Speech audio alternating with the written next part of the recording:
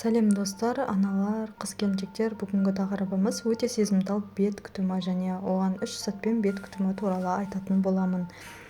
Менің өзімнің беттерім аллергичный. Сіздерге осы тақырып пайдалы болсын деп шығарып отырмын. Және де бұл әртүрлі кремдерді қолданбауларыңызды сұраймын. Өйткені әр крем сізге әртүрлі дақтар қалдыруы мүмкін, немесе беттеріңізді күйдіріп жіберуі мүмкін. Сол үшін пайдалы нәрсе қолданғаныңыз дұрыс. Үй жағдайындағы бет күтімі, мысалы сезімтал бетке бет күтімі мен сияқты аллергияға бейім қыз-келіншектерге арналады. Таңертең ұйқыдан оянған соң бетке арналған пенкамен бетімізді жуамыз. Сабынмен бетіңізді жумаңыз, өйткені сабын тез әжім түсіреді. Сол үшін де бетке арналған арнайы пенкалар, умывалка тағы басқа да жуған дұрыс. Мен өзім Гарниер өнімін қолданамын. Аллергияға туғызбайды. Өте жақсы. Сыворотка сары су бұл бетке өте пайдалы. Бет терісінің төменгі қабатына дейін сіңеді. Былайша айтқанда бұл витамин. Бұл бетке өте пайдалы. Бет терісінің ірі болып кеткен тесіктердің қалпына келтіреді. Әжім түсуін қорғайды. Бұл бет терісінің тегіс ылғалды етіп ұстап тұрады. Беттің кеуіп құрғақ болып кетуінен сақтайды. Және де маска бұл үй жағдайында істесеңіз де болады, былайынша қолдансаңыздар болады, дайын. Алдыңғы видеода салғам, қарап көрсеңіз болады. Маска туралы. Масканың қызметі былайша айтқанда беттегі терең қалып кеткен дақтардан құтқарады.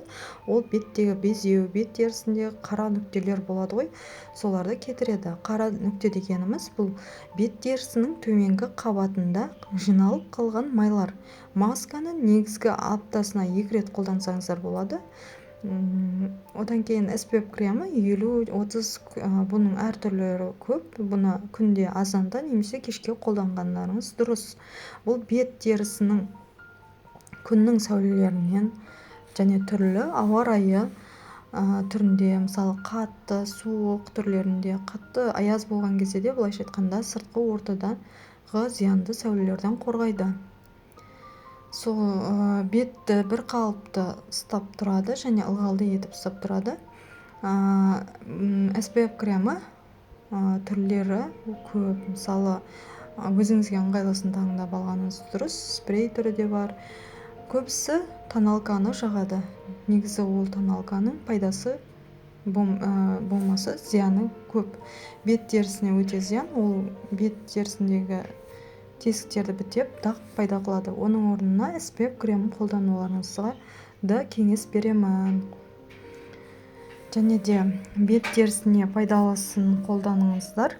Қазіргі уақытта әртүрлі заттар шығып кетті. Бір пайда берсе, біреуі керісінше бетіңізді құртып жібереді. Осы 3 сәтпен де бетіңізді бір қалыпты ұстап тұра аласыз және әр ақшаңызды экономдайсыз. Аллергиясы бар қыз-келіншектерге өте пайдалы.